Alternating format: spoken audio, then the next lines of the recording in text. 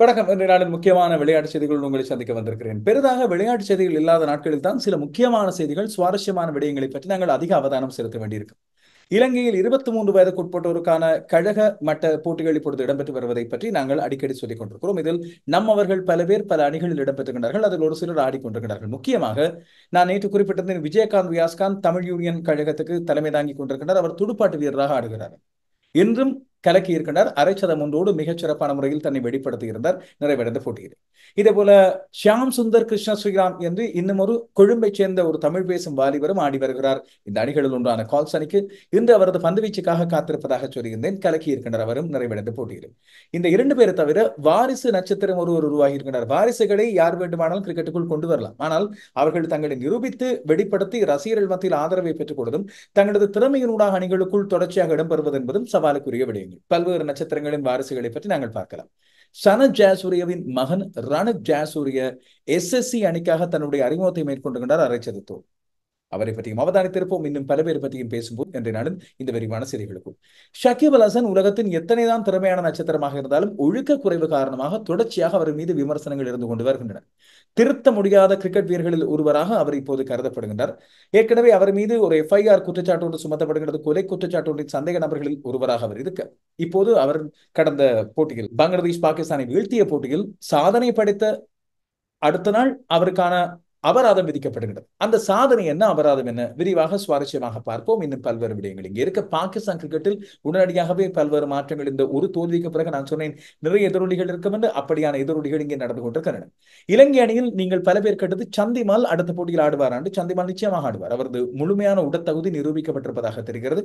அந்த விரல் முறிவு இல்லை என்ற காரணத்தால் பந்துபட்ட வேகத்தின் காரணமாக ஏற்பட்ட வலி அதை குணப்படுத்திக் கொண்டு அவர் பயிற்சிகளிலும் ஈடுபட்டு வருகிறார். இங்கிலாந்து அணியில் தான் மாக்வூட் இல்லை, அதுவும் உங்கள் அனைவருக்கும் தெரிந்தது. IPL போட்டிகள் அடுத்த வருடம் தான். ஆனால் IPL ஏலத்துக்கான போட்டி இப்போதே அதற்கான முன்னாயத்தங்கள் இடம்பெற்று வருகின்றன.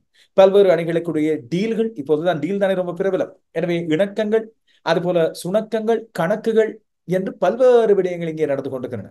திரைமறைவிலும் வெளிப்படையாயும் பல்வேறு விடயங்கள். அவை பற்றியும் சில சுவாரஸ்யமான முக்கியமான விடயங்களை கொண்டு வரப்போரில் தென்னாப்பிரிக்க மேற்கிந்திய தீவு அணிகளுக்கு இடையிலான போட்டி இரண்டாவது 2020 சர்வதேச போட்டி நேற்று நாளில் மேற்கிந்திய தீவு அந்த இரண்டாவது போட்டியை வென்றெடுத்திருக்கிறது. இப்படியே இன்னும் பல்வேறு விடயங்கள் பற்றி பேசுவோம். மீண்டும் என்னோடு சேர்ந்திருக்கிறார்கள் டாப் சென்ட் பற்றி நான் ஒரு விடயம் சொன்னேன். எதிர்வரும் காலத்தில் நீங்கள் எதிர்பார்த்திருக்கின்ற இன்னும் பல நாடுகளுக்கு அவர்கள் விரிவுபடுத்த போகின்றார்கள் தங்கள் சேவைகளை. இப்போது நீங்கள் டாப் சென்டின் சேவைகளை பெற்றுக் கொள்ளக்கூடிய இடங்களாக ஐக்கிய அரபு அமீரகம், ஐரோப்பிய நாடுகள், கனடா போன்ற நாடுகள் இருக்கின்றன. இங்கே இருந்து நீங்கள் இலங்கையிலும் இந்தியாவிலும் உள்ள உங்கள் உறவுகள் நண்பர்களுக்கு பணம் அனுப்பலாம். மேலதிக கட்டணம் எதுவும் இல்லை. டாப் நீங்கள் உங்களது கை தொலைபேசியை நிறுவி முதலாவது கணக்கு மாற்றத்தை நீங்கள் செய்யும் போது மறக்காமல் லோஷன்10 என்ற ப்ரோமோ கோடை பயன்படுத்துங்கள். சலுகைகள் பல இருக்கு. வெளிநாட்டில் இருந்து பணம் அனுப்ப விரைவான வழி top cent. UK, Canada, France, Germany, Italy, Belgium உள்ளிட்ட நாடுகளில் இருந்து மொபைல் மூலம் நீங்கள் அனுப்பும் பணத்தை மறுநொடியில் இலங்கையின் வங்கி கணக்கில் பெறலாம். அனுப்பும் கூலி அறவிடப்படுவதில்லை. உயர் பெறுமதியில் எக்ஸ்சேஞ்ச் ரேட். உலகம் முழுவதும் 1 லட்சத்திற்கும் அதிகமான யூசர்களை கொண்ட டாப் சென்ட் ஆப்பினை இன்றே டவுன்லோட் செய்யுங்கள். மேலதிக சலுகைகளை பெற LOSHAN10 என்கிற ப்ரோமோ கோடை பயன்படுத்துங்கள். டப்பென பணம் அனுப்பிட டப்பென ஐடியா டாப் சென்ட். இலங்கையில் அண்மை காலத்தில் பேசப்பட்ட இல்லாவிட்டால் கவனிக்கப்பட்டவர்களில் ஒருவர் ஷாமி ஷஹீத் என்ற ஒரு இளைஞர். இந்த இளைஞர் இலங்கையை சுற்றி 45 நாட்கள் 1500 கிலோமீட்டர் தூரம் நடந்திருக்கிறார். இலங்கையின் கரையோர பகுதி வழியாக வந்து பேருவரையில் இருந்து ஆரம்பித்து அப்படியே தென்பகுதி வழியாக கிழக்கு, அதுக்கு பிறகு வடக்குக்கு போய் மறுபடி பேருவளையில் வந்து முடித்திருக்கிறார் கடந்த 45 நாட்கள். எனது நேரலைகளில் கூட அடிக்கடி நண்பர்கள் வந்து கேட்பதையும் நான் அவரை பற்றி ஒரு சில விடயங்களை பாராட்டிவிட்டு அமைதியாக கடப்பதையும் நீங்கள் அவதானித்திருப்பீர்கள். காரணம் அவரது தனிப்பட்ட சாதனை. இது எந்த விளையாட்டுகளிலும் வராது. ஆனால் சாதனை என்று வரும்போது நிச்சயமாக ஒவ்வொருவரும் தங்களுக்கான இலக்காக தங்களால் முடியுமானவரை தங்களது இயலுமை வரை கொண்டு செல்கின்ற சாதனைகள் பல இருக்கின்றன. அந்த வகையில் ஷாமி ஷஹீத் பாராட்டக்கூடிய ஒருவர் விடாப்பிடியாக இதை நடந்து முடித்திருக்கிறார். இவரை போல இவருக்கு முன்னதாக பல பேர் இவ்வாறு சமூக வலைத்தளங்களில் தங்களுடைய பெயர்களை பதிப்பதற்காக, இப்படியான தங்களுடைய தனிப்பட்ட மைக்கற்களுக்காக இவ்வாறான சாதனைகளை படைக்க இருந்தும் அத்தனை பேரும் அதை முடித்தார்களா சொல்லி தெரியவில்லை. ஆனால் ஷாமி ஷஹீத் ஒவ்வொரு நாளும் தன்னுடைய பதிவேடு இட்டுக் கொண்டு இந்த 45 நாட்களில் பெருமளவு மக்கள் ஆதரவோடு, குறிப்பாக இளைஞர்கள் ஆதரவோடு முடித்திருக்கின்றார். அவருக்கு முதலில் வாழ்த்துக்கள். இந்த தொடங்கிய விடயத்தை தொடர்ந்து முடித்ததுக்கு முதலில் வாழ்த்துக்கள். இது போல இளைஞர்கள் பல பேருக்கு இது ஒரு உத்வேகமான மோட்டிவேட் செய்யக்கூடிய ஒரு விடயம். உங்களால் முடிந்த விடயங்களில் நீங்கள் தடம் பதிக்க முயலுங்கள். இது தனியே இலங்கையை சுற்றி நடப்பது மட்டுமல்ல, இன்னும் பல்வேறு விடயங்களை செய்யலாம். உங்களது தொழில்துறையாக இருக்கலாம், இல்லாவிட்டால் நீங்கள் சாதிக்க எடுத்த விளையாட்டுத் துறையாக இருக்கலாம், உங்களது கல்வியாக இருக்கலாம். ஏதோ ஒரு துறையில் உங்களுடைய பெயரை நீங்கள் பதிக்க வேண்டுமாக இருந்தால் அதில் தொடர்ச்சியாக விடாமல் முயற்சி செய்யுங்கள். நீங்கள் சாதித்து காட்டுவீர்கள். அந்த இளைஞருக்கும் அவரை தொடர்கின்ற இளைஞர்களுக்கும் மனமார்ந்த வாழ்த்துக்களை மீண்டும் ஒரு தடவை ARV ரோஷன் ஸ்போர்ட்ஸ் சார்பாக தெரிவித்துக் கொள்வேன். இப்படி கூலான சாதனைகள் பல இருக்கின்ற நேரத்தில் தான் நான் உங்களை கூல் பண்ணக்கூடிய ஒரு விடயத்தை சொல்கின்றேன்.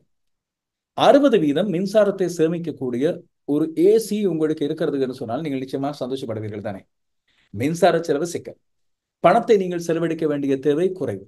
3 விதமான ஏசிக்களை நீங்கள் பெற்றுக்கொள்ளலாம். 5 வருட கால உத்தரவாதம் உங்களுக்கு இருக்கிறது. ஃபேமஸ் இன்வெர்டர் ஏசி என்று சொல்லி பெயர் சொல்லி கேட்டு வாங்குங்கள். இந்த ஃபேமஸ் இன்வெர்டர் ஏசியை நீங்கள் பெற்றுக்கொள்ளலாம் எங்கே என்று சொன்னால் கொள்ளுப்பட்டியில் லிபர்டி பிளாசா 1வது மாடி. அங்கே சென்று ARV ரோஷன் ஸ்போர்ட்ஸோடு சேர்ந்து இருக்கிறோம் என்று குறிப்பிடுங்கள். உங்களுக்கான சிறப்பு சலுகைகளும் வழங்கப்படும். நீங்கள் அழைக்கும் ஹாட்லைன் இலக்கம் இருக்கிறது 074747666. மறக்காமல் ஃபேமஸ் இன்வெர்டர் ஏசி என்று கேட்டு வாங்குங்கள். 100% ஜப்பானிய தொழில்நுட்பம். ஃபேமஸ் இன்வெர்டர் ஏசி அறிமுகப்படுத்துகிறோம். இலங்கையின் மிகச்சிறந்த விலையில் இன்வெர்டர் ஏசி. ஜப்பானிய தொழில்நுட்பத்தில் 100% காப்பர் வைண்டிங்குடன் 60% மின்சாரத்தை சேமித்திடுங்கள். தரமான நம்பிக்கையுடன் 5 வருட உத்தரவாதத்துடன் அனுபவித்து மகிழ குழுமையுடன் இருந்திடுங்கள். பணத்தை சேமித்திட இன்றே மிகச்சிறந்ததை தெரிவு செய்யுங்கள். Famous inverter AC. Your comfort our priority. இப்போது எங்கள் இளைஞர்களின் காலம். இலங்கை அணி இங்கிலாந்திலே வைத்து சாதிக்க முயன்று கொண்டிருக்கின்றது. முதல் போட்டியில் போராடி தோற்று போனது இலங்கை. தோல்விதான், அதை மறைக்க முடியாது. தோல்விக்கு நாங்கள் காரணங்களை எல்லாம் தேட முடியாது. ஆனால் இங்கிலாந்து இப்போது அந்த புதிய பந்து விடயத்திலே மாட்டிக்கொண்டிருக்கிறது என்பது மட்டும் எனக்கு சந்தோஷமான விடயம். கிரிக்கெட் என்பது நீங்கள் விதிகளின் ஓட்டைகளை பாவித்து உங்களுக்கு ஏற்றது போல ஆட முடியாது. விதிகள் இருந்தால் விதிகள் தான். கனவான் தன்மை, கண்ணியத்தன்மை என்ற விடயங்கள் எல்லாம் உலகத்துக்கே போதிக்கின்ற இங்கிலாந்து இப்படியான விடயங்களை தொடர்ச்சியாக 3வது தொடரில் செய்து காட்டியிருக்கிறது என்று வரும்போது இது நிச்சயமாக தண்டிக்கப்பட வேண்டிய, கண்டிக்கப்பட வேண்டிய ஒன்று. எனவே இனிமேலும் சர்வதேச கிரிக்கெட் சபையின் நடுவர்களும் இதை பார்த்துக் கொள்வார்கள் என்பது உண்மை. இதை பற்றி துணிச்சலாக வெளிப்படுத்திய அஞ்சலோ மேத்யூஸ் மற்றும் இலங்கை அணிக்கு மனமார்ந்த வாழ்த்துக்கள். தனஞ்செடி செல்வா ஒரு கண்ணியமான தலைவராக அமைதி காக்கின்றார். தொடர் முடியும் போது அவர் நிச்சயமாக பேசுவார். இப்போது இதில் வேடிக்கை என்றால் இப்போது ஆஸ்திரேலியா நாங்களும் இவ்வாறு தான் ஆஷஸில் பாதிக்கப்பட்டோம், இப்போது இலங்கை மூலமாகவாது இந்த விடயம் வெளிவந்தது என்று சொல்லி சந்தோஷப்படுகிறார். இதை சொல்வதற்கிடையில் நான் அந்த இளைஞர்கள் பற்றிய விடயத்தை சொல்ல வந்தேனே.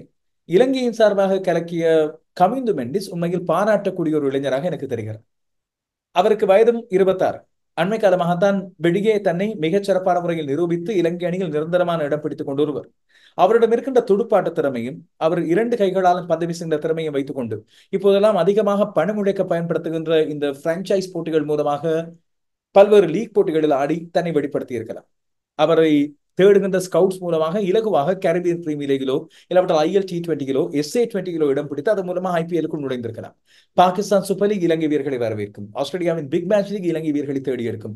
இந்த 2 கைகளாலும் பந்து வீசும் திறமையும் நேர்த்தியான துடுப்பாட்ட பிரிவுகளும் சேர்ந்து அவரை இங்கிலாந்தின் 100 அழைத்திருக்கும். ஆனால் அவர் கவனம் செலுத்தியது இலங்கை தேசிய அணியில் தனக்கான இடம் கிடைக்க வேண்டும். தன்னுடைய துடுப்பாட்டு மூலமாக முயன்றார். இலங்கை தேசிய அணியில் இடம் கிடைத்தது கமிந்து மெண்டிஸுக்கு. இலங்கையின் நம்பகரமான துடுப்பாட்ட வீரராக மாறியிருக்கின்றார். வெறும் 7 இன்னிங்ஸில் 3 சதங்களை அடுத்து கமிந்து மெண்டிஸ் தனது திறமை எவ்வாறானது, இன்னும் எத்தனை காலம் தொடர்ந்து ஆடக்கூடியவர் என்பதை காண்பித்திருக்கின்றார். இது கமிந்து மெண்டிஸ் இப்போது கபில் தேவோடு, ஆடம் கில்கிறிஸ்டோடு, ரிஷப் பண்டோடு, இவருக்கு முன்னதாக பல போட்டிகளில் ஆடிய பலரோடு இப்போது அவரை ஒப்பிட வைக்கக்கூடிய அளவுக்கு அவருடைய துடுப்பாட்டம் அமைந்திருக்கின்றது இந்த குறுகிய காலத்திலே. ஆஸ்திரேலிய அணியோடு காலி மைதானத்தில் அறிமுகமாகி அரைச்சதத்தோடு கலக்கிய அந்த கமிந்து மெண்டிஸை தொடர்ந்து அணியிலே வைத்திருக்காமல் 2 ஆண்டுகள் வீணாக்கி விட்டோம். அது இலங்கை கிரிக்கெட்டுக்கும் பாதிப்பான விடயம் என்று ரசிகர்கள் விமர்சிக்க ஆரம்பித்திருக்கிறார்கள். உண்மையான விடயம். தன்னுடைய நேர்த்தியான துடுப்பாட்டம் மூலமாக இலங்கையின் கடகமாட்ட போட்டிகளிலும் தன்னை சிறப்பாக வெளிப்படுத்தியவர் கமிந்து மெண்டிஸ். அடிக்கடி நான் வலியுறுத்திக் கொண்டே இருந்தேன். முதல் தர போட்டிகளில் இதுவரைக்கும் 4000 ஓட்டங்களை கடந்து அதிலே சராசரி 60க்கு மேலே வைத்திருக்கின்றனர். டெஸ்ட் போட்டிகளில் 100க்கு மேலே இருந்த சராசரி முதலாம் இன்னிங்ஸில் சற்று சறுக்கியதன் காரணமாக இப்பொழுது 92ஆக வந்திருக்கிறது. லிஸ்டே போட்டிகளிலும் 33 என்ற சராசரி, இதுவரைக்கும் 1%. லிஸ்டே போட்டிகளில் பெரிய அளவில் சோபிக்க ஆரம்பிக்கவில்லை. ஒரு நாள் போட்டிகளில் அவருக்கு கிடைத்த 9 வாய்ப்புகள் அண்மையில் இடம்பெற்ற இந்திய அணிக்கு எதிரான 2 போட்டிகள் தான் கலக்கி இருந்தார். ஆனால் தன்னை ஒரு நிரந்தரமான ஒரு டெஸ்ட் வீரராக நீண்ட காலம் பயணிக்கக்கூடிய ஒருவராக மாற்றியிருக்கின்றார். மிக்க மகிழ்ச்சி. இவரையும் பல பேர் ஒரு மோட்டிவேஷனாக உதாரணமாக இங்கே எடுத்துக்கொள்ளலாம். இலங்கையை பொறுத்தவரையில் உங்களிடம் உள்ள சிறப்பு திறமைகளை எந்த பக்கம் நீங்கள் காண்பிக்க வேண்டுமோ அந்த விருப்பத்துக்கு அமைய காண்பியுங்கள். கமிந்து நினைத்தால் நான் சொன்னது போல குறுகிய காலத்தில் பிரபலமாக குறுகிய காலத்தில் எக்கச்சக்கமாக பணம் உழைக்கக்கூடிய T20 போட்டிகளுக்கு ஒரு பிரான்சைஸ் போட்டியில் தெரிவு செய்யப்பட்டு ஃப்ரீலான்சராக பறந்திருக்கலாம். இல்லாவிட்டால் இலங்கையிலே கூட தனக்கு முக்கியமான தேவையாக வெள்ளைப்பந்து போட்டிகளை வாணிது ஹாசரங்க, மஹேஷ் தீக்ஷன் ஆகியோர் போல எடுத்திருக்கலாம். ஆனால் தனக்கு டெஸ்ட் போட்டி தான் முக்கியம் என்று அதை எடுத்தார் பாருங்கள், அது மிகச்சிறப்பு. இப்படியேதான் 23 வயதுக்குட்பட்டோருக்கான தொடரை இலங்கையில் ஆரம்பித்திருக்கிறது. இது மிகச்சிறப்பான விடயம் என்னவென்று சொன்னால், இது முதல் தர போட்டிகளாக அமைந்திருக்கின்றன. ஒரு நாள் போட்டிகளாக இல்லாமல் 3-4 நாள் போட்டிகளாக அமைந்திருப்பதன் மூலமாக இளம் வீரர்கள் தங்களது நீண்டகால போக்கிலே தங்களை வெளிப்படுத்த வேண்டிய விடயங்களை தேர்வாளர்கள் அவர்களிடமிருந்து எதிர்பார்க்கின்ற விடயங்களை கேட்கிறார்கள். இதிலே கலக்கி இருக்கின்ற ஒரு சில நட்சத்திரங்களை பார்க்க வேண்டும். நம்மவர்கள் மிகச்சிறப்பாக செய்திருக்கிறார்கள். விஜயகாந்த் வியாஸ்காந்த் தமிழ் யூனியனுக்கு தலைமை தாங்கி BRC அணிக்கு எதிராக வெற்றி தோல்வியற்று நடந்து முடிந்த போட்டியிலே அவர் மிகச்சிறப்பான முறையில் துடுப்பாடி கலக்கி இருக்கிறார். அவர் இப்போது துடுப்பாட்டு வீரராக தான் இருந்தார். காரணம், அவரது உபாதை காரணமாக பந்து வீச முடியாது. அப்படி இருக்கும்போது தன்னால் தனியே துடுப்பாட்டு வீரராக மிகச்சிறப்பாக ஆட முடியும் என்று காண்பித்திருக்கின்ற வியாஸ்காந்துக்கு வாழ்த்துக்கள். BRC 347 ஓட்டங்களை எடுத்தது. சச்சிர வெளிவட்ட மற்றும் ரந்துனு கங்கநாத் ஆகியோர் சதங்களை அடித்து தங்களை மிகச்சிறப்பான முறையில் வெளிப்படுத்தி இருந்தார்கள். தமிழ் யூனியன் பதரெடுத்து ஆடிய வேளையில் வியாஸ்காந்த் ஆரம்ப துடுப்பாடு வீரராக வந்து கடந்த போட்டியில் 4ஆம் இலக்கத்தில் ஆடியிருந்தார். இந்த போட்டியில் 4ஆம் இலக்கத்தில் வந்து 37 பந்துகளில் 5-4 ஓட்டங்களோடு அசத்தலாக ஆடி 56 ஓட்டங்களை எடுத்தார். தமிழ் யூனியன் வியாஸ்காந்தின் தலைமையிலே ஒரு பேஸ்பால் ஆட்டம் ஆடுவது என்று முடிவெடுத்திருப்பது பொறுத்தருகிறது. அவரது மற்ற சக வீரரான இலங்கையின் 19 வயதுக்குட்பட்ட அணியில் இடம்பெற்றுக் கொண்ட சினே ஜெயவர்தன 59 பந்துகளில் 77 ஓட்டங்களை எடுத்தார். வியாஸ்காந்த் சிக்ஸர்களாக கலக்க இவர் 13-4 ஓட்டமும் ஒரு 6 ஓட்டத்தோடு கலக்கியிருந்தார். இரண்டு பேரும் சேர்ந்து நல்லதொரு ஆரம்ப இடைப்பாட்டமும் 41 ஓவர்களில் 237 ஓட்டங்களை எடுத்துக்கொண்டது தமிழ் யூனியன். ஆரம்ப இணைப்பாட்டம் 93 ஓட்டங்கள் வெறும் 11 ஓவர்களில் வியாஸ்காந்த் தான் முதலில் ஆட்டமிழந்தார். தலைவராக தன்னை மிகச்சிறப்பான முறையில் காண்பித்துக் கொண்டிருக்கின்றார். ஆரம்ப துடுப்பாட்டு வீரர்களுக்கெல்லாம் சொல்லி வைத்தார் போல சரமாரியான அடி. ஆனால் ஓட்டங்கள் குறைவு என்ற காரணத்தால் 150 ஓட்டங்கள் தான் இந்த 4 நாள் போட்டியிலே வைக்கப்படுகின்ற ஃபாலோவன் ஓட்டங்கள். எனவே இதன் அடிப்படையில் மீண்டும் ஃபாலோவன் அடிப்படையில் தமிழ் யூனியன் துடுப்படுத்த ஆட வேண்டியிருந்தது. இரண்டாம் இன்னிங்ஸில் தமிழ் யூனியன் 259 ஓட்டங்களை எடுத்தது வெறும் 25 ஓவர்களில். அசத்தலான அதிரடி ஆட்டம். வியாஸ்காந்த் ஆனால் இம்முறை 8 பந்துகளில் 10 ஓட்டங்களை பெற்று ஆட்டம் இழந்தார். ஆனால் சினே ஜெயவர்தன மீண்டும் ஒரு சிறப்பான இன்னிங்ஸ் 59 பந்துகளில் 97, தெவிந்து சேனாரத்ன 54 பந்துகளில் 95 கலக்கி இருக்கின்றார்கள். இந்த இளையவர்களது பெயர்களை கவனித்துக் கொள்ளுங்கள். இவர்கள் எதிர்காலத்தில் கலக்குவார்கள். வியாஸ்காந்த் இந்த துடுப்பாட்டத்தை தான் இலங்கை அணிக்கு மீண்டும் தெரிவு செய்யப்படும் போது பந்து வீச்சோடு சேர்ந்து மேலதிகமாக தன்னிடம் துடுப்பாட்டம் இருக்கிறது என்று வெளிப்படுத்த வேண்டும் என்று ஆசைப்படுகிறேன். இன்னும் ஒரு நம்மவர் கலக்கி இருக்கின்றார். கால்ஸ் அணிக்காக ஆடிய சுழல் பந்து வீச்சாளர். இது SSC அணிக்கு எதிராக இடம்பெற்ற போட்டியில் ஷியாம் சுந்தர் கிருஷ்ண ஸ்ரீராம். இந்த பெயரை கவனித்துக் கொள்ளுங்கள். இவர் எதிர்காலத்துக்கான வீரர், நம்மவர் என்று சொல்லி குறிப்பிட்டிருந்தேன். தனக்கு கிடைக்கின்ற மட்டுப்படுத்தப்பட்ட வாய்ப்புகளில் கால்ஸ் பிரதான அணியில் மிகச்சிறப்பாக ஆடி வருகின்ற ஒருவர். இந்த இளையவர் ஷியாம் சுந்தர் கிருஷ்ண ஸ்ரீராம் கொழும்பு கோல்ஸ் அணிக்காக ஆடி வருகின்ற ஒருவர். 23 வயது. கொழும்பிலேதான் பிறந்து கல்வி கற்றவர். ஸ்டாஃபர்ட் இன்டர்நேஷனல் பாடசாலையில் கல்வி கற்றவர். இதுவரைக்கும் 4 முதல் தர போட்டிகளிலும் 6 ஒருநாள் போட்டிகளிலும் இவருக்கு ஆடக்கூடிய வாய்ப்பு கழக மட்டத்தில் கிடைத்தது. பந்து வீச்சாளராக இந்த 4 முதல் தர போட்டிகளில் 6 விக்கெட்டுகளை எடுத்திருக்கின்ற ஷியாம் சுந்தர் கிருஷ்ண ஸ்ரீராம் தன்னுடைய ஒருநாள் பந்து வீச்சிலே 6 போட்டிகளில் 4 விக்கெட்டுகளை எடுத்திருக்கின்றார். இப்போதுதான் அவரது ஆரம்ப காலகட்டம்.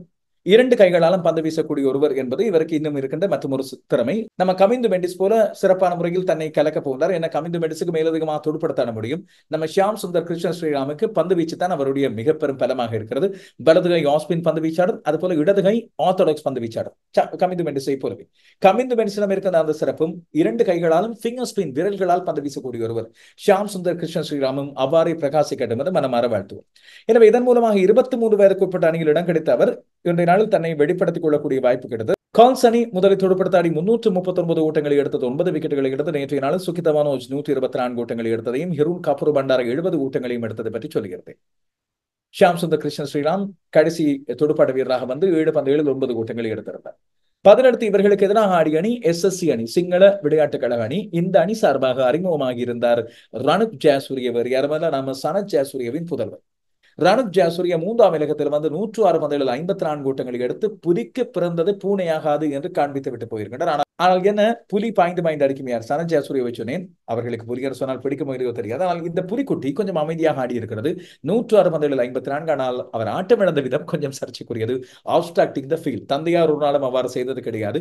கடத்தடப்பாடுகளுக்கு இடையூறாக இருந்ததன் காரணமாக நடுவர் அவருக்கான ஆட்டமிழப்பை வழங்குகின்றனர். இப்பொழுது ஹேண்டலிங் த போல் எல்லாம் ஆப்ஸ்ட்ராக்டிங் த ஃபீல்டாகத்தான் வரும். எனவே அவர் ஆட்டம் இழந்தார் 54 ஓட்டங்களோடு. இதிலே பந்து வீச்சிலே ஷியாம் சுந்தர் கிருஷ்ண ஸ்ரீராம் கலக்க, துடுப்பாட்டத்திலே ஜெயசூரியவின் புதல்வர் மட்டுமல்லாமல் நிகித் பெர்ராவும் 61 ஓட்டங்களை எடுத்தார். SSC அணி சமாளித்து 224 ஓட்டங்களை எடுத்தது. கிருஷ்ண ஸ்ரீராம் 68 ஓட்டங்களுக்கு 5 விக்கெட்டுகளை எடுத்து தன்னை முதலாம் இன்னிங்ஸின் பந்து வீச்சிலே நிரூபித்து காட்டியிருந்தார். SSC ஃபாலோவன் அடிப்படையில் மீண்டும் இரண்டாம் இன்னிங்ஸை ஆட வேண்டியிருந்தது. இந்த இரண்டாம் இன்னிங்ஸில் SSC அணி 201 ஓட்டங்களை எடுத்தது, 8 விக்கெட்டுகளை இழந்து மிகச்சிறப்பான பந்துவீச்சு மூலமாக கால்ஸ் அணி அவர்களை தடமாற வைத்திருக்கின்றது. என்ன, அவர்களால் இன்னிங்ஸ் வெற்றியையோ இல்லாவிட்டால் வெற்றிக்கான அழுத்தத்தையோ கொடுக்க முடியாமல் போனது. ராணுக் ஜெயசூரிய இரண்டாம் இன்னிங்ஸில் 7 ஓட்டங்களை எடுத்தார். ரணுத சோமரத்ன அணியின் தலைவர் 46 ஓட்டங்களை எடுத்தார். சசிந்து மால்ஷான் 60 ஓட்டங்களை எடுத்திருந்தார். கிருஷ்ண ஸ்ரீராம் இரண்டாம் இன்னிங்ஸ் பந்துவீச்சில் 83 ஓட்டங்களுக்கு 2 விக்கெட்டுகள் கொஞ்சம் இந்த இரண்டாம் இன்னிங்ஸில் அடிபடுத்தது. எனவே சிறப்பான முறையில் பிரகாசிக்கின்ற வியாஸ் கான், கிருஷ்ண ஸ்ரீராம், அதுபோல ஜெயசூரியவின் புதல்வர் ரணுக் ஜெயசூரிய மற்றும் ககாநாத் ஆகியோர் மிகச்சிறப்பான முறையில் செய்திருக்கின்ற வேளையில், எனவே இந்த போட்டிகள் மூலமாக எதிர்காலத்துக்கு வரப்போன்ற நட்சத்திரங்களை அவதானித்தீர்கள். இவர்கள் தான் எதிர்காலத்தில் நம் அணிகளுக்காக மிகச்சிறப்பான முறையில் செய்யக்கூடியவர்கள், செயற்படக்கூடியவர்களாக இருக்கும். இப்படி இருக்கும்போது ஷக்கீப் அல் ஹசன் சிக்கலிலே மாட்டியிருக்கின்றார். அதுவும் சிக்கல் என்றால் பெருஞ்சிக்கல். ஒரு பக்கம் கொலை குற்றச்சாட்டு அவர் மீது இருக்கிறது, ஒரு பக்கம் பங்களாதேஷில் இடம்பெற்ற வன்முறைகளின் போது இடம்பெற்ற கொலை குற்றச்சாட்டு அவர் மீது இருக்கிறது. அதிலிருந்து அவர் தப்பித்து வர வேண்டுமாக இருந்தால் சரியான சட்டத்தரணிகள் மூலமாக அவருக்கான இடம் இங்கே வழங்கப்பட வேண்டும். அதிலே அவர் அந்த சம்பவங்கள் இடம்பெற்ற வேளையில் கனடாவில் இருந்தார் என்பது நிரூபிக்கப்படும் என்று அவரது சட்டத்தரணி குறிப்பிடுகிறார். ஆனால் நேற்று நடைபெற்று முடிந்த பாகிஸ்தான் பங்களாதேஷ் அணிகளுக்கு இடையிலான போட்டியின் அந்த இறுதிக்கட்டத்திலே போட்டியின் 5ஆம் நாளான நேற்று இடம்பெற்ற இந்த சம்பவமானது ஷக்கீப் அல் ஹசன் பந்து வீச வந்த வேளையில், அதுவும் 5ஆம் நாள் பாகிஸ்தான் தடுமாறிக் கொண்டிருக்கிறது, பங்களாதேஷ் வெல்ல போறது. முகமது ரிஸ்வான் தான் பாகிஸ்தானுக்கும் அவர்களது பங்களாதேஷின் வெற்றிக்கும் இடையிலான குறுக்கீடாக இருந்து கொண்டிருக்கிறார். அப்படி இருந்த வேளையில் முகமது ரிஸ்வான் தான் பந்தை எதிர்கொள்வதற்கு தயாராக இல்லை என்று சொல்லி தெரிவிக்கிறார். ரிஸ்வான் உடனடியாக திரும்பிய வேளையில் பந்து வீச்சாளர் ஷக்கீப் அல் ஹசன் திரும்பிய பிறகு மிகுந்த கோபத்தோடு பங்களாதேஷ் விக்கெட் காப்பாளர் லிட்டன் தாஸுக்கு பந்தை வீசி இருக்கிறார். எவ்வாறு என்று சொன்னால் கிட்டத்தட்ட பட்டும் படாமல் முகமது ரிஸ்வானின் தலையை தாண்டியவார். இது துடுப்பாட்ட வீரருக்கு ஆபத்தை விளைவிக்கக்கூடிய ஒரு செயல். இதையடுத்து மீண்டும் பந்து வீசுகின்ற நடுவர், ஆனால் ரிச்சர்ட் கெட்டில்பூர் அவர் எச்சரித்திருந்தார். இந்த போட்டி முடிந்த பிறகு ஆடுகளத்திலே வைத்து இதை பற்றி எச்சரித்திருந்தார் ரிச்சர்ட் கெட்டில்பூர். இவ்வாறு நடந்து கொள்ளக்கூடாது, அது தவறானது என்று சொல்லி. போட்டி தீர்ப்பாளரான ரஞ்சன் மடுகோல இதில் ஷக்கீப் அல் ஹசன் ஒடுக்க விதிகளை மீறி இருந்தார் என்ற அடிப்படையில், குறிப்பாக பந்து இல்லாவிட்டால் கிரிக்கெட்டோடு சம்பந்தப்பட்ட எந்த உபகரணத்தையோ ஒரு வீரருக்கு கிட்ட இல்லாவிட்டால் அந்த போட்டியோடு சம்பந்தப்பட்டவர்கள், நடுவர்கள், போட்டி தீர்ப்பாளர்கள் என்று யாராக இருந்தாலும் அவர்களை சேதப்படுத்துகின்ற விதமாக, அவர்களுக்கு காயங்கள் ஏற்படுத்துகின்ற விதமாக, ஆபத்தை ஏற்படுத்துகின்ற விதமாக இவ்வாறு நடந்து கொண்டால் இது தண்டிக்கப்படக்கூடியது. ஷக்கீப் அல் ஹசன் இந்த குற்றத்தை ஏற்றுக்கொண்டிருக்கின்றார். இதையடுத்து அவருக்கு இடம்பெற்ற இந்த மேன்முறையீடு செய்வதற்கான இடம் அவருக்கான வழங்கப்படவில்லை. அவர் குற்றத்தை ஏற்றுக்கொண்ட காரணத்தால் இதையடுத்து அவருக்கு 10% அபராதம் விதிக்கப்பட்டு ஒரு நன்மதிப்பு குறைப்பு புள்ளியும் வழங்கப்படுகிறது. இந்த ஷக்கீப் அல் ஹசன் தொடர்ந்து இப்படியான விடயங்களை தேடிக்கொண்டிருக்கிறார். நடுவர்களோடு மோதுவது, கிரிக்கெட்டிலே வசவு வார்த்தைகளை பயன்படுத்துவது, உள்ளூர் போட்டிகளாக இருந்தால் ஸ்டம்பையெல்லாம் தூக்கி நடுவர்களுக்கு அடிக்கப் போவது என்று பல்வேறு சம்பவங்களோடு தொடர்பட்டவர்.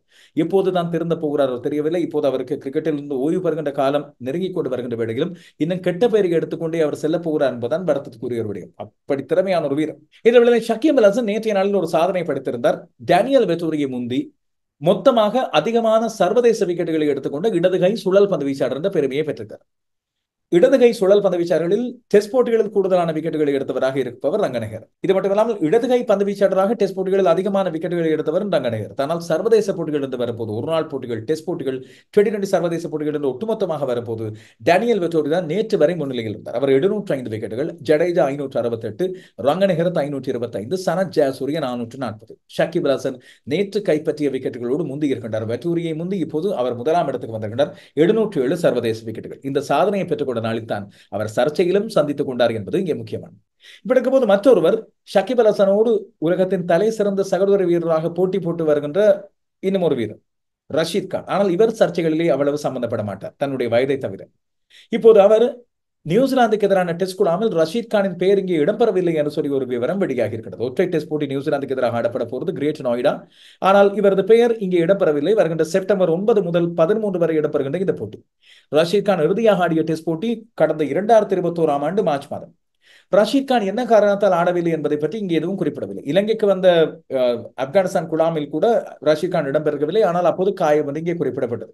இவர் அண்மையில் காபூலில் இடம்பெற்ற ஷப்பஸ் கீவா T20 என்று சொல்லப்படுகிற உள்ளூர் போட்டிகளில் ஆடியிருந்தார். ஆனால் இதுவரைக்கும் 20 பேர்கள் இங்கே பயிற்சி முகாமுக்காக பெயரிடப்பட்டு பின்னர் 15 பேர் கொண்ட குழாம் ஒன்று அறிவிக்கப்படும் என்று சொல்லப்படுகிறது. அறிவிக்கப்படுகின்ற இந்த 20 பேர் கொண்ட முன்னோடி வட்ட குழாமிலே ரஷீத் கான் இல்லாமல் போயிருப்பது, அவர் இனிமேலும் ஒருநாள் போட்டிகள் மற்றும் டுவெண்டி போட்டிகள் ஆகிய வெள்ளைப்பந்து போட்டிகளுக்கு மட்டும்தான் கவனிக்கப்படுவாரா? இது ஆப்கானிஸ்தான் கிரிக்கெட் சபை எடுத்த முடிவா, இல்லாவிட்டால் ரஷீத் கான் தானாக விரும்பி எடுத்த முடிவா என்ற கேள்விகள் ரசிகர்களுக்கு குழப்பத்தோடு இருக்கின்றன. இதுவரைக்கும் ஆப்கானிஸ்தான் இது பற்றிய தெளிவான பதில் ஒன்று இங்கே வழங்கவில்லை. ஆப்கானிஸ்தான் ஆடப்போகின்ற 10வது டெஸ்ட் போட்டியாக இங்கே ஆடப்போகின்ற போட்டி. இது மட்டுமில்லாமல் இந்த ஆண்டிலே அவர்கள் ஆடப்போகின்ற 3வது போட்டி. இதற்காக அறிவிக்கப்படுகின்ற குழாமுக்கு தலைவராக ஹஷ்மதுல்லா ஷஹீடி அறிவிக்கப்படுகின்றார். இப்ராஹிம் ஜட்ரான், ரியாஸ் ஹசன், அப்துல் மாலிக், ரஹ்மத் ஷா, பஹீர் ஷா மெஹமூட், அதுபோல இக்ராம் அலிகில் விக்கெட் காப்பாளர், ஷஹீதுல்லா கமால், குல்பதீன் நயீம், அப்சார் ஜசாய் விக்கெட் காப்பாளர், அஸ்மதுல்லா உமர் ஜாய், ஜியாவுர் ரஹ்மான் அக்பர், ஷம்சுர் ரஹ்மான், குவைஸ் அகமது, ஜஹீர் கான் மற்றும் நிஜாத் மசூத், ஃபரீட் அகமது மாலிக், நவீத் ஜட்ரான், கலீல் அகமது, யமா அராப் ஆகியோர் இவ்வாறான அறிவிக்கப்பட்ட குழாமிலே இருக்கின்றனர். இதேவேளை பந்து வீச அதிக நேரம் எடுத்துக்கொண்டார்கள் என்ற அடிப்படையில் பாகிஸ்தான், பங்களாதேஷ் 2 அணிகளுமே ஐசிசியின் போட்டி தீர்ப்பாளர் ரஞ்சன் மடுகோலவினால் தண்டிக்கப்பட்டிருக்கிறார். பாகிஸ்தான் 30% ஊதிய தொகையை அபராதமாக செலுத்தியதோடு 6 வேர்ல்ட் டெஸ்ட் சாம்பியன்ஷிப் புள்ளிகளை இழந்திருக்கிறது. பங்களாதேஷ் 15% ஊதிய தொகையை அபராதமாக செலுத்தி இருக்கிறது. இது மட்டுமல்லாமல் 3 WTC புள்ளிகளை இழந்திருக்கிறது. இதையடுத்து இப்போது வெளியிடப்பட்டிருக்கின்ற ஐசிசியின் வேர்ல்ட் டெஸ்ட் சாம்பியன்ஷிப் புள்ளிகளின் பட்டியலில் மாற்றம் நிகழ்ந்திருக்கிறது. நேற்றைய போட்டியில் வெற்றி பெற்றாலும் பங்களாதேஷ் இலங்கைக்கு கீழே 6ஆம் இடத்திலும், பாகிஸ்தான் கடைசி இடத்தில் இருக்கின்ற மேற்கிந்திய தீவுகளுக்கு சற்று மேலேயும் இருப்பது இங்கே முக்கியமானது. பாகிஸ்தான் ஒரு தோல்விக்கு பிறகு செய்த அவசரமான மாற்றங்களில் ஒன்றாக வகா யூனிஸ் தன்னுடைய ஆலோசகர் பதவி, இல்லாவிட்டால் கிரிக்கெட் சபையின் ஆலோசகர் பதவியிலிருந்து விலகுவதாக அறிவித்திருந்தார். ஆனால் பாகிஸ்தான் கிரிக்கெட் சபை அவரை அவ்வாறு விட்டுவிடக் கூடாது என்று அறிவித்து உள்ளூர் போட்டிகளில் மென்டர்ஸ் 5 பேரை நியமித்திருக்கிறது. அதில் ஒருவராக வகா யூனிஸை கொண்டு வந்திருக்கிறது. ஷாயிப் மாலிக், சக்லே முஷ்டாக், சஃப்ராஸ் அகமது இவர்களோடு பாகிஸ்தானின் முன்னாள் தலைவரான மிஸ்பாவுல் ஹக்கும் இந்த 5 பேரில் ஒருவராக தெரிவு செய்யப்படுகிறார். இந்த 5 பேரும் சாம்பியன்ஸ் ஒன் டே கப் என்று சொல்லப்படுகின்ற ஒருநாள் போட்டிகள், உள்ளூர் போட்டிகளில் இடம்பெறுகின்ற கழக அணிகளுக்கு இடையிலான ஒருநாள் போட்டிகளை முதலில் பார்வையிடுவார்கள். இதன் மூலமாக வீரர்களை தெரிவு செய்வது, எதிர்காலத்துக்கான வீரர்களை தயார்படுத்துவது ஆகியன கிரிக்கெட் சபையின் முக்கியமான நோக்கமாக இவர்களுக்கான பொறுப்பாக வழங்கப்படுகிறது. சிறப்பான முறையில் தங்களை இவர்கள் வெளிப்படுத்தி இதன் மூலமாக தங்களை காண்பிப்பார்கள் என்று எதிர்பார்க்கப்படுகிறது. எதிர்கால பாகிஸ்தானின் நலனுக்காக இவர்களை பயன்படுத்த வேண்டும் என்று சொல்லி பாகிஸ்தான் கிரிக்கெட் சபை முடிவெடுத்திருக்கிறது. இந்த இடத்தில் தான் மேற்கிந்திய தீவில் தென்னாப்பிரிக்க அணிகளுக்கு இடையிலான நேற்றைய நாளில் இடம்பெற்ற விறுவிறுப்பான போட்டி ஒன்றின் விவரத்தை பார்த்துவிட்டு வரலாம். இந்த போட்டியில் மேற்கிந்திய தீவில் வென்று 2வது போட்டியிலும் வெற்றி பெற்று இப்பொழுது தொடரை தன்வசப்படுத்திக் கொண்டது. முதலில் துடுப்படுத்தாடிய மேற்கிந்திய தீவில் 179 ஓட்டங்களை எடுத்தது. 6 விக்கெட்டுகளை எடுத்து தென்னாப்பிரிக்கா தான் நாணய சுழற்சியில் வென்றிருந்தது. 41 ஓட்டங்களை எடுத்தார் ஷைஹோப். வெறும் 22 பந்துகளில் 6 ஓட்டங்கள், 4 ஓட்டங்கள். ரோமான் பவல் அணியின் தலைவர் 22 பந்துகளில் 35 ஓட்டங்களை எடுத்தார். ஷெஃபேன் ரத்தபட் 18 பந்துகளில் 29, அதுபோல அலி கத்தனேஸ் 28 ஓட்டங்களை எடுத்திருந்தார். 179 ஓட்டங்கள், 6 விக்கெட்டுகளை இருந்து லிசான் வில்லியம்ஸ் 36 ஓட்டங்களுக்கு 3 விக்கெட்டுகளை எடுத்தார். பதிலெடுத்தாடிய தென்னாப்பிரிக்கா சார்பாக ரீசா ஹென்ரிக்ஸ் 18 பந்துகளில் 44 ஓட்டங்களை எடுத்து நல்லதொரு ஆரம்பத்தை கொடுத்தார். 2 6 ஓட்டங்கள், 6 4 ஓட்டங்கள். அதை தக்க வைத்துக் கொள்ள முடியாமல் போனது. ராயன் ரிக்கல்டன் 20 ஓட்டங்கள், கிறிஸ்டன் ஸ்டப்ஸ் 28 ஓட்டங்களை எடுத்தார். கீழே வந்த துடுப்பாட்ட வீரர்கள் அத்தனை பேரும் ஒற்றை ஓட்டங்களோடு தடமாறி போனார்கள். ராசிவ் ஆண்டர்சன் 17 ஓட்டங்களை எடுக்க, தொடர்ந்து ஃபெரைரா 4, க்ரூகர் 6, ஃபார்ச்சூன் 2, லிசான் வில்லியம்ஸ் 0 என்று அப்படியே வரிசையாக உருண்டு போனார்கள். இறுதியாக 149 ஓட்டங்களை எடுத்து 30 ஓட்டங்களால் தோற்று போனது. பந்துவீச்சிலே ஷமார் ஜோசப் 30 ஓட்டங்களுக்கு 3 விக்கெட்டுகள். ரொமாரியோ ஷெப்பர்ட் பந்துவீச்சிலே கலக்கி இருந்தார். 15 ஓட்டங்களுக்கு 3 விக்கெட்டுகள். அக்கீல் ஹுசைன் 25 ஓட்டங்களுக்கு 2 விக்கெட்டுகளை எடுத்தார். நேற்றைய போட்டியின் சிறப்பாட்டக்காராக அணியின் தலைவர் ரொமாரியோ ஷெப்பர்ட் தெரிவானது. 3வது மருதியமான போட்டி எஞ்சியிருக்க நேரத்திலேயே மேற்கிந்திய தீவில் தொடரை தன்வசப்படுத்திவிட்டது. இங்கிலாந்து குழாம் எடுத்திருக்கின்ற அதிரடி முடிவு ஒன்றை பார்க்க வேண்டும். மூத்த முன்னணி நட்சத்திரங்கள் 3 பேரை தங்களது குழாமை விட்டு தூக்கி இருக்கிறது வெள்ளைப்பந்து போட்டிகளுக்காக. இந்த 3 பேருமே முன்னாள் இங்கிலாந்தின் சூப்பர் ஸ்டார்கள். அண்மை காலம் வரை இங்கிலாந்துக்காக சர்வதேச போட்டிகள் அனைத்திலும் ஆடி வந்தவர்கள். குறிப்பாக வெள்ளைப்பந்து போட்டிகளில் இவர்கள் மீள அழைக்கப்பட்டவர்கள். உபாதையிலிருந்து அழைக்கப்பட்டிருந்தார் ஜானி பேஸ்டோ, அதுபோல ஓய்விலிருந்து மீண்டும் கொண்டு வரப்பட்டிருந்தார் மாயின் அலி. இவர்களோடு அண்மை காலமாக பிரான்சைஸ் போட்டிகளிலும் கலக்கி வருகின்ற தன்னுடைய கடத்தடுப்புக்காகவே அணியிலே அழைக்கப்படுகின்ற சகோதர வீரரான கிறிஸ் ஜோர்டன். இந்த 3 பேரை நீக்கி இளையவர்கள் பல பேருக்கு வாய்ப்பு வழங்கியிருக்கிறது இங்கிலாந்து. அறிவிக்கப்படுகின்ற இங்கிலாந்தின் ஒருநாள் போட்டிகள் மற்றும் டுவெண்டி போட்டிகளுக்கான குழாம்களை பார்ப்போம்.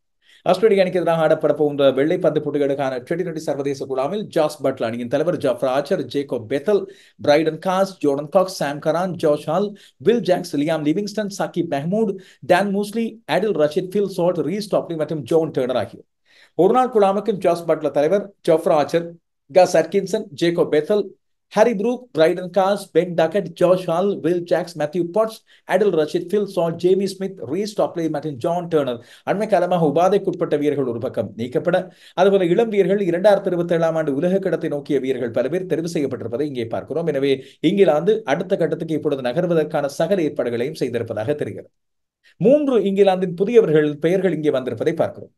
பெத்தல், ஹால் மற்றும் மூஸ்லி. இவர்கள் 3 பேரும் உள்ளூர் போட்டிகளில் அண்மை காலமாக மிகச்சிறப்பாக ஆடி வருகின்ற வீரர்கள். இது மட்டுமில்லாமல் ஆஸ்திரேலிய அணிக்கு எதிராக பிரைடன் காஸ் 3 மாத காலம் அவர் இந்த பந்தயக்காரர்களோடு சம்பந்தப்பட்டிருந்தார் என்ற அடிப்படையில் ஒப்பந்தத்திலிருந்து நீக்கப்பட்டு அவருக்கு 3 மாத காலம் கிரிக்கெட் போட்டிகளில் ஆடுவதில் தடை விதிக்கப்பட்டிருந்தது. இப்போது அவருக்கான வாய்ப்பு இங்கே கிட்டியிருக்கிறது 3 மாதங்களுக்கு பிறகு. இதுவரைக்கும் எந்த ஒரு போட்டியிலும் ஆடாத ஜான் டர்னரும் அவ்வாறுதான். மூத்த வீரர்கள், முன்னணி வீரர்களாக கருதப்படுகின்ற பேஸ்டோ, மாயின் அலி மற்றும் கிறிஸ் ஜோர்டன் ஆகிய மூவரும் அண்மை காலமாக T20 உலகக்கிட போட்டிகளில் இடம்பெற்றிருந்தவர்கள். அவர்களுக்கான இடம் வழங்கப்படவில்லை. இதுபோல மேற்கிந்திய தீவுகளுக்கு சென்ற குழாமில் இடம்பெற்றிருந்த டாம் ஹார்ட்லே, ரெஹான் அகமது ஆகியோருக்கும் இடங்கள் இல்லை. மாக்கூட் உபாதை காரணமாக இப்பொழுது இடத்தை இழந்திருக்கின்றனர். இந்த வீரர்களை பொறுத்தவரை ஜாஷ் ஹாலை பற்றி நேற்றைய நாள் சொல்லியிருந்தேன். 6 அடி 7 அங்குலம் உயரமான ஒரு இடதுகை வேகப்பந்து வீச்சாளர். இலங்கைக்கு எதிராக இவருக்கான அறிமுகம் கிடைக்கலாம் 3ஆம் டெஸ்ட் போட்டியில். 2வது போட்டியில் இவர் ஆடப்போவதில்லை, ஆனால் குழாமில் இடம் பிடித்திருக்கின்றார் என்று. ஜேக்கோப் கிரஹாம் பெத்தல் 2 குழாமிலும் இடம்பெற்றிருக்கின்ற இவர் இடதுகை துடுப்பாட்ட வீரர், அதுபோல இடதுகை சுழல் பந்து வீச்சாளர். வெறும் 20 வயது. மேற்கிந்திய தீவுகளில் பிறந்து இங்கிலாந்து அணிக்காக ஆடி வருகின்ற ஒருவர். அண்மை காலமாக சகோதரி வீரராக துடுப்பாட்டம் பந்து வீச்சு 2லுமே கலக்கி வருகின்ற ஒரு அதிரடி வீரராக இருக்கின்றார். அண்மை காலமாக இங்கிலாந்தின் கழகமட்ட போட்டிகள் மற்றும் 100 போன்ற போட்டிகளில் தன்னை வெளிப்படுத்தி வருகின்ற ஒருவர். டான் மூஸ்லே பிரான்சைஸ் போட்டிகள் பலவற்றில் நீங்கள் அறிந்த ஒருவராக இருப்பார். 23 வயதான இவருக்கு வொர்க்ஷா பிராந்தியத்துக்காக ஆடி வருகின்ற ஒருவர். இவரும் இடதுகை துடுப்பாட்ட வீரர், வலதுகை ஆஸ்பின் பந்து வீச்சாளர். பந்து வீச்சாளர் என்பதை விட அதிரடியாக ஆடக்கூடிய ஒருவராக இவர் தெரிகின்றார். மத்திய வரிசை துடுப்பாட்டத்தில் மிக வேகமாக ஆடக்கூடியவர். T20 போட்டிகளில் 130 என்ற ஸ்ட்ரைக் ரேட்டை வைத்திருக்கின்ற ஒருவராக இருக்கின்றார். இந்த 3 பேரோடு 2 குழாமிலும் வாய்ப்பு வழங்கப்படுகின்ற ஜோன் டர்னரும் இதுவரை சர்வதேச போட்டிகளில் ஆடாத 23 வயதான ஒருவர். இவர் அண்மைக்கால இங்கிலாந்தின் தெரிவுகள் போல தென்னாப்பிரிக்காவிலே பிறந்து இங்கிலாந்திலே வளர்ந்த ஒருவராக இருக்கின்றார். இவரை பொறுத்தவரையில் வலதுகை வேகப்பந்து வீச்சாளர் என்பதுதான் இவரது முதலாவது முக்கியமான விடயம். ஆனால் மட்டுப்படுத்தப்பட்ட போட்டிகள் 4 முதல் தர போட்டிகள், 17 லிஸ்டே போட்டிகள், 27 T20 போட்டிகளில் மட்டும் ஆடிய உயரமான ஒரு வேகப்பந்து வீச்சாளராக இருக்க போன்ற ஆஸ்திரேலிய அணிக்கு இவர் என்ன விதமான தொல்லை கொடுப்பார் என்று பார்க்கலாம். கனடா நெதர்லாந்து அணிகளுக்கு இடையிலான 4வது போட்டி இந்த நெதர்லாந்தில் இடம்பெற்று வருகின்ற NL T20 தொடரின் 4வது போட்டியில் கனடா 8 ஓட்டங்களால் நெதர்லாந்தை வீழ்த்தியது. இன்றைய நாளில் இடம்பெற்ற போட்டி அது. கனடா 132 ஓட்டங்களை எடுத்தது, 9 விக்கெட்டுகளை இழந்து அவர்களது முன்னாள் அணித்தலைவர் சாத் பின் ஜஃபார் 33 ஓட்டங்களை எடுத்தார். ஸ்ரேயாஸ் மோவா 33 ஓட்டங்களை எடுத்திருந்தார். சாத் பின் ஜஃபார் ஆட்டம் எடுக்காமல் 33 ஓட்டங்களை எடுத்தார். கைல் கிளைன் மற்றும் பால்வின் மீக்கரன் ஆகியோர் தலா 3 விக்கெட்டுகளை எடுத்திருந்தார்கள். நெதர்லாந்து பதிலெடுத்த ஆடிய வேளையில் 32 ஓட்டங்களை எடுத்தார் நோவா கிராஸ். ஆனால் இறுதியாக அவர்களால் 124 ஓட்டங்களை எடுக்க முடிந்தது. 8 விக்கெட்டுகளை இழந்து கலீம் சனா மற்றும் பிரவீன் குமார் ஆகியோர் தலா 2 விக்கெட்டுகளை எடுத்திருந்தார்கள். சிறப்பான பந்து வீச்சு. இதேவேளை மேற்கிந்திய தீவுகளில் இப்பொழுது இடம்பெற்று வருகின்ற கேரபியன் பிரீமியர் லீக் பெண்களுக்கான போட்டிகளை பொறுத்தவரையில் ரைடர்ஸ் அணிக்கும் வாரியர்ஸ் அணிக்கும் இடையிலான போட்டி இடம்பெற்றது. போட்டி டை அடிப்படையில் சமநிலையாக முடிவடைந்திருக்கிறது. டியாண்டா டோட்டின் 53 ஓட்டங்களை எடுத்து இலங்கையின் ஹர்ஷிதா சமரவிக்ரம தன்னுடைய 3வது போட்டியில் ஆடுகிறார். 18 ஓட்டங்களை எடுத்தார். இந்திய வீராங்கனை ஜெமிமா ரோட்ரிகஸ் தடுமாறி 2 ஓட்டங்களை மட்டும் எடுத்தார். மற்றொரு இந்திய வீராங்கனையான ஷீகா பாண்டே 25 ஓட்டங்களை எடுத்திருந்தார். 128 ஓட்டங்களை எடுத்தது, 8 விக்கெட்டுகளை இழந்து ட்ரின்பேகோ நைட் ரைடர்ஸ் தலா 2 விக்கெட்டுகளை எடுத்திருந்தார். ஷப்னிம் இஸ்மாயில் மற்றும் க்ளோ ட்ரயோன் ஆகியோர் பதிலெடுத்து ஆடிய கயானா அமேசான் வாரியர்ஸ் சார்பாக எரின் பேர்ன்ஸ் 61 ஓட்டங்களை எடுத்து அணியின் வெற்றிக்கான இடத்தை கொடுத்தார். ஷெமீன் கேம்பல் 25 ஓட்டங்களை எடுத்திருந்தார். கலக்கலான போட்டியாக இந்த போட்டி அமைந்திருக்கின்றது. சமரி அத்தபத்து இப்பொழுது ஆடி வருகின்றார் பாபடஸ் ராயல்ஸுக்காக. அதே வேளையிலே ஹர்ஷிதா சமரவிக்ரம இப்பொழுது நைட் ரைடர்ஸ் அணிக்காக ஆடி வருகின்றார். எனவே இந்த அணிகள் ஆடுகின்ற போட்டிகளை பற்றி நாங்கள் இங்கே அவதானித்திருப்போம். அடுத்தடுத்த 2 போட்டிகள் ட்ரின்பேகோ நைட் ரைடர்ஸுக்கும் கயானா அமேசான் வாரியர்ஸுக்கும் இடையில் இடம்பெற்றுகிறது. இதில் வாரியர்ஸ் ஒரு போட்டியில் வந்தது. அதுபோல நைட் ரைடர்ஸ் நேற்றைய நாள் சூப்பர் ஓவர் மூலமாக நைட் ரைடர்ஸ் வெற்றி கிட்டியிருக்கிறது. சொல்ல வேண்டும், டை அடிப்படையில் முடிவடைந்தால் சூப்பர் ஓவர் வழங்கப்படுமே. இந்த சூப்பர் ஓவரில் இறுதியாக நைட் ரைடர்ஸ் வெற்றி கிட்டியிருக்கிறது என்ற விடயத்தை உங்களுக்கு ஞாபகப்படுத்த வேண்டும். நைட் ரைடர்ஸ் அணி சூப்பர் ஓவர் ஆடிய வேளையில் ஜெமிமா ரோட்ரிகஸும் டியாண்டா டாட்டினும் தான் ஆரம்ப துடுப்பாட வீராங்கனைகளாக போய் 2 பேரும் சேர்ந்து 19 ஓட்டங்களை எடுத்திருந்தார்கள். கயானா அமேசான் வாரியர்ஸால் 5 ஓட்டங்களை மட்டுமே எடுக்க முடிந்தது. 2 விக்கெட்டுகளை இழந்து தோற்று போயிருந்தார்கள். IPL போட்டிகளில் இப்பொழுது நடந்து வருகின்ற கணக்கு வழக்கு விவரங்களை பார்த்தால், பிணக்குகள், அதுபோல இணக்கங்கள் போன்ற விடயங்களை இங்கே பார்த்தால் நிறைய குழப்பமாக இருக்கும். அண்மை காலத்தில் ராயல் சேலஞ்சர் பெங்களூர் ராகுல் அவரை அழைக்க போறது அவர் கர்நாடகாவை சேர்ந்தவர் KL ராகுல். இதற்கு முதல் லக்னோ சூப்பர் ஜாயன்ஸில் இடம்பெற்றிருந்தார். அங்கே லக்னோ சூப்பர் ஜாயன்ஸ் உரிமையாளர் இவரை கடிந்து கொண்டார் என்ற அடிப்படையில் அவருக்கும் இவருக்கும் ஏதோ தகராறு இங்கே இருப்பதாக சொல்லப்பட்டிருந்தது. இது பிறகு சமூக வலைத்தளங்களில் பரவலாக பேசப்பட்டிருந்தது. இறுதியாக மன்னிப்பு கோர வேண்டிய நிலைக்கு ஆளாவார் போல தெரிந்தது அந்த லக்னோ சூப்பர் ஜாயன்ஸின் உரிமையாளரான சஞ்சீவ் கோயங்கா. ஆனால் நேற்றைய தினம் இந்த 2 பேரும் சந்தித்து தங்களுக்குள் பேசி இருக்கின்றார்கள். உரையாடலை நிகழ்த்தி இருக்கின்றார்கள். 2 பேரும் ஒருவரோடு சந்தித்துக் கொண்டு கொல்கத்தாவில் உரையாடலை நிகழ்த்தி தனியாக விருந்து உண்டு மகிழ்ந்திருப்பதாக தெரிகிறது. லக்னோ சூப்பர் ஜெயண்ட்ஸ் ராகுலை தொடர்ந்து தக்க வைப்பதற்கு தன்னுடைய விருப்பத்தை தெரிவித்திருப்பதாக தெரிகிறது. ராகுல் இந்த விருப்பத்தை ஏற்றுக்கொண்டு தொடர்ந்து அங்கே தங்க போகிறாரா, இல்லாவிட்டால் தன்னுடைய சொந்த மாநிலமான கர்நாடகாவுக்கு திரும்பி பெங்களூரு அணிக்கு தலைமை தாங்க போகிறார் என்பது சஸ்பென்ஸான விடயம். இப்படி இருக்கும்போது தோனியை தொடர்ந்து தக்க வைப்பதற்கான வழிமுறைகளை பற்றி சென்னை சூப்பர் கிங்ஸ் சிந்தித்துக் கொண்டு வருகிறது. அதைவிட முக்கியமான ஒன்று கொல்கத்தா எடுத்திருக்கின்ற ஒரு முடிவு. சூரியகுமார் யாதவ் அவர்களுடைய பழைய உபதலைவர், குறிப்பாக கௌதம் கம்பீர் இருக்கும்போது சூரியகுமார் யாதவ் அங்கே அவருக்கு ஸ்கை என்ற பட்டம் வழங்கப்பட்டது கொல்கத்தாவில் வைத்து. அந்த கௌதம் கம்பீர் இப்பொழுது இந்திய அணியின் தலைமை பயிற்சியாளராக இருக்க சூரியகுமார் யாதவுக்கு 2020 தலைமை பதவியை வழங்கியிருந்தார். அவரது ஆலோசனை என்னவோ கொல்கத்தா அவரை மீண்டும் கொல்கத்தாவுக்கு எடுத்துக்கொள்ள விரும்புகிறது. அதே வேளையில் ஸ்ரேயாஸ் ஐயரை மும்பைக்கு கொடுக்க தாங்கள் தயாராக இருப்பதாக சொல்லியிருக்கிறது. இணக்க அடிப்படையில் மேலதிகமாக பணம் வாங்கப்பட்டு இல்லாவிட்டால் கொடுக்கப்பட்டு சூரியகுமார் யாதவை கொல்கத்தா எடுத்துக்கொள்ள மும்பை இந்தியன்ஸ் ஸ்ரேயாஸ் ஐயரை எடுத்துக்கொள்ள இணங்குமா, இதில் ஏதாவது வியாபார தந்திரம் இருக்குமா என்பதை ரசிகர்கள் மிகுந்த ஆர்வத்தோடு பார்த்துக் கொண்டிருக்கிறார்கள். ஏனைய அணிகளும் பல்வேறு இப்படியான வியூக மாற்றங்களை செய்து கொண்டிருப்பதாக தெரிகிறது. அதேவேளை அஸ்வின் அண்மை காலமாக சொல்லி வருவதை போல, தன்னுடைய யூடியூப் சேனலில் சொல்லி வருவதை போல, வெளிநாட்டு வீரர்களை கொஞ்சம் குறைத்து உள்நாட்டு வீரர்களுக்கான முக்கியத்துவத்தை அதிகரிப்பதற்கு எல்லா அணிகளும் சில விடைகளில் வியூகங்களை வகுக்கலாம் என்று சொல்லப்படுகிறது. காரணம், இம்முறை ஐபிஎல் போட்டிகளின் எண்ணிக்கை அதிகரிக்கப் போகிறது. எனவே அதற்கிடங்க வெளிநாட்டு வீரர்கள் வந்தால் அதிக காலம் இந்தியாவிலே தங்கி இருப்பதற்கு இணங்குவார்களா, உபாதை ஏற்படக்கூடும், சர்வதேச போட்டிகளில் அவர்கள் ஆடக்கூடும். அது மட்டுமல்லாமல் இம்முறை வேறு ஒரு சவால் ஒன்று அவர்களுக்கு இருக்கின்றது. ஐபிஎல் இடம்பெறுகின்ற அதே காலகட்டத்தில் பாகிஸ்தான் சூப்பர் லீக்கும் இடம்பெற போகிறது. எனவே அதையும் சமாளிப்பதற்காக சர்வதேச வீரர்களை ஒரு பக்கம் அழைத்து வைத்துக் கொள்வது, இல்லாவிட்டால் நிரந்தரமான வீரர்களை தக்க வைத்துக் கொள்வது, இப்படியான விடயங்களுக்கும் பல்வேறு உரிமையாளர்கள் முக்கியமான விடயங்கள் இங்கே பேசிக் கொண்டிருப்பதாக தெரிகிறது. இதில் முதலில் உள்ளூர் வீரர்கள் நட்சத்திரங்களை மாற்றி எடுத்து தங்களது அணித்தலைமைகளை சரியான முறையில் நிர்வகித்துக் கொண்டு இப்பொழுது ஷேகர் தவான் தன்னுடைய ஓய்வை அறிவித்து விட்டார். பல மூத்த வீரர்கள் விலகிக் கொள்வதற்காக முடிவெடுக்கின்றார்கள். 2020 சர்வதேச போட்டிகளது ஓய்வை அறிவித்திருக்கின்ற கோலி, ரோஹித் சர்மா மற்றும் ஜடேஜா ஆகியோர் எந்த வேளையில் விரும்பினாலும் தங்களது முடிவுகளை உள்ளூர் போட்டிகளிலும் எடுக்கலாம். எனவே அதற்கேற்ற அடுத்த தயார்படுத்தல் தோனி வருவாரா இல்லையா, இப்படியான கேள்விகளோடு ரசிகர்கள் குழம்பி போயிருக்கின்றார்கள் என்னவோ உரிமையாளர்களும் வியூகம் வகுக்கின்ற அந்தந்த அணிகளின் முக்கியமான மாஸ்டர் பிரெயின்ஸை நிச்சயமாக குழம்பி இருப்பார்கள் என்பது உறுதி. பார்த்திருப்போம். இப்படி இருக்கும்போதுதான் விராட் கோலியை பற்றி சொல்லியிருந்தோம். தோனி, பாபர் அசாம் இந்த 2 பேரையும் ஆட்டமிழக்க செய்த அசோசியேட் பந்து வீச்சாளர்களில் ஒரே ஒருவராக இருக்கக்கூடும் எஹ்சான் கான். ஹாங்காங் அணியின் சிரேஷ்ட ஒரு பந்து வீச்சாளர். அவர் இப்போது புதிய சாதனை படுத்திருக்கிறார். 4 விக்கெட்டுகளை மலேசிய அணிக்கு எதிராக மலேசியாவில் இடம்பெற்று வருகின்ற T20 முக்கோண தொடர் போட்டிகளை 4 விக்கெட்டுகள் ஒரே போட்டியில் கைப்பற்றியதன் மூலமாக 100 2020 சர்வதேச விக்கெட்டுகளை தன்னுடைய ஹாங்காங் அணிக்காக எடுத்த முதலாவது பந்து வீச்சாளர் என்ற பெருமையை பெற்றுக்கிறார். வாழ்த்துக்களை சொல்லிக் கொள்வோம். அவைதான் நாளின் மிக முக்கியமான கிரிக்கெட் செய்திகள், விளையாட்டு செய்திகள். இந்த செய்திகளை பற்றி உங்களுடைய கருத்துக்கள், விமர்சனங்கள் ஆகியவற்றை எதிர்பார்த்திருக்கிறேன். சந்திப்போம்.